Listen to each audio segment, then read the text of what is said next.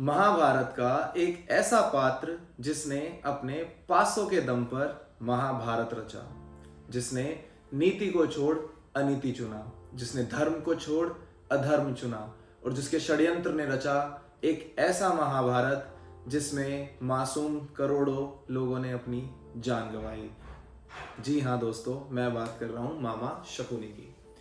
नमस्कार दोस्तों, मेरा नाम आकाश है और आप देख रहे हैं आकाश माधव व्लॉग्स। और आज की इस चर्चा में, आज की इस स्टोरी में मैं आपको महाभारत का एक ऐसा दृष्टांत सुनाऊंगा जिससे आपको लगेगा कि हाँ, ये महाभारत होने का एक बहुत ही महत्वपूर्ण कारण था। तो चलिए दोस्तों, चलते हैं सीधे हस्तिनापुर। हस्तिनापुर में 3 लड़कों का जन्म होता है। जो सबसे बड़े हैं वो हैं धृतराष्ट्र, उसके बाद हैं पांडु और उसके बाद हैं विदुर। धृतराष्ट्र जो हैं वो नेत्रहीन हैं, जो पांडु हैं वो वैसे तो बलशाली हैं लेकिन थोड़े से कमजोर भी हैं, जिनका स्वास्थ्य थोड़ा सा खराब रहता है। और दिमाग से सबसे तेज जो हैं वो हैं विदुर, जो कि राज्य के मंत्री भी बनेंगे आगे चलकर। तीनों पुत्र बड़े होते हैं और बड़े होने के साथ साथ शक्तिशाली भी होते हैं। तो हस्तिनापुर एक शक्तिशाली राज्य बन जाता है। भीष्म पितामह जो होते हैं वो ये सोचते हैं कि तीनों का रिश्ता अब करना है, तीनों की शादी करनी है। तो सबसे पहले जो सबसे बड़े हैं धृतराष्ट्र, उनका रिश्ता लेकर के वो गांधार जाते हैं। गांधार के राजा के पुत्री होती है जिसका नाम है गांधारी, जो गांधार क्या पूरे विश्व की सबसे सुंदर नारियों में से एक है। भीष्म पितामह जाते हैं और कहते हैं कि मैं तुम्हारी गांधारी को रानी बनाने का प्रस्ताव लेकर आया हूँ। तो जैसे ही गांधार के राजा उस प्रस्ताव को सुनते हैं तो वो खुश हो जाते हैं और उन्हें लगता है कि ये रिश्ता जो है ये पांडु के लिए है। लेकिन ऐसा नहीं होता, नीति को कुछ और मंजूर होता है और वो रिश्ता जो है वो धृतराष्ट्र के लिए होता है।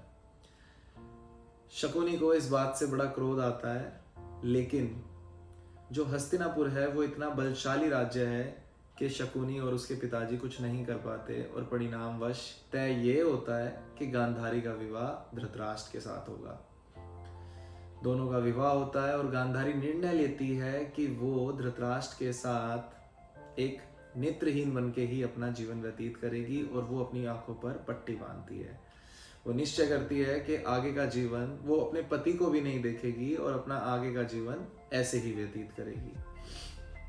शादी हो जाती है दोनों की। कुछ समय पश्चात भीष्म पितामह को यह पता चलता है कि जो गांधारी है उसकी कुंडली में कुछ दोष था। उस दोष को मिटाने के लिए सबसे पहले गांधारी की शादी जो थी एक बकरे से कराई गई और उसके बाद उसकी हत्या की गई, और हत्या करने के बाद उसकी शादी धृतराष्ट्र से कराई गई।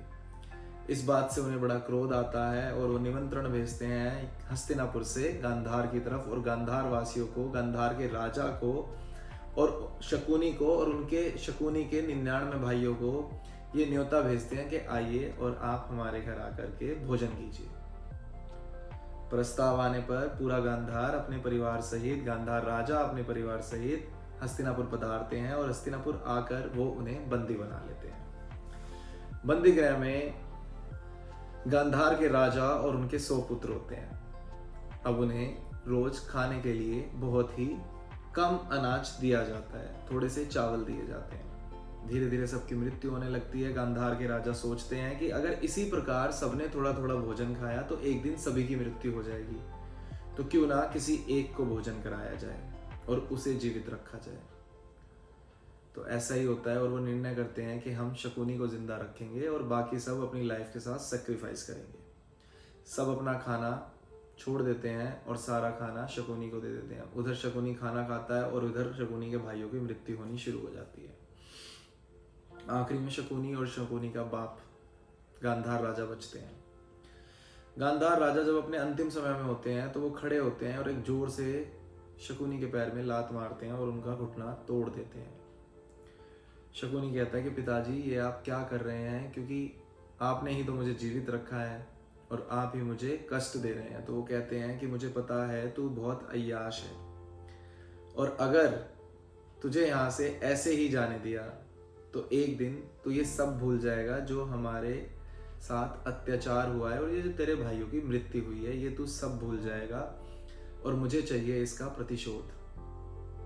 तो जब भी तू लंगड़ा कर चलेगा तो तुझे ये स्मरण रहेगा कि तेरी बहन जो है वो एक अंधे के ब्याही गई और उसके बाद भी उन्होंने हमारे साथ कितना बड़ा अपराध किया, अन्याय किया।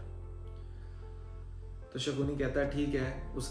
उसके कुछ समय के बाद उसके पिताजी की भी मृत्यु होती है और पिताजी कहते हैं कि मेरी मृत्यु के बाद मेरी हड्डी से कुछ पासे बनेंगे और उन पासों से जब भी तू खेलेगा, जो तू मांगेगा वही आएगा। ऐसा ही हुआ, उनकी मृत्यु हुई। मृत्यु से हड्डियों के बाद उनके जो हड्डी बची उनसे उनके पासे बने और उन्हीं पासों के दम पर शकुनी ने महाभारत का खेल रचा, महाभारत का संग्राम रचा, महाभारत का युद्ध रचा, जिसमें हजारों करोड़ों लोगों ने अपनी जान गंवाई। तो दोस्तों, ये भी एक महाभारत के युद्ध का कारण था। मुझे कमेंट बॉक्स में लिख के ज़रूर बताइए कि ये आपको कैसा लगा। और हाँ, अगर आपको लगता है कि महाभारत युद्ध के कुछ और भी कारण थे तो आपको प्लीज़ कमेंट बॉक्स में लिखिए और मेरे चैनल को सब्सक्राइब कीजिए, वीडियो को लाइक कीजिए और प्लीज़ बेल आइकन को दबाइए। हर हर महादेव। देखते रहिए आकाश माधव व्लॉग्स। आपका दिन शुभ रहे।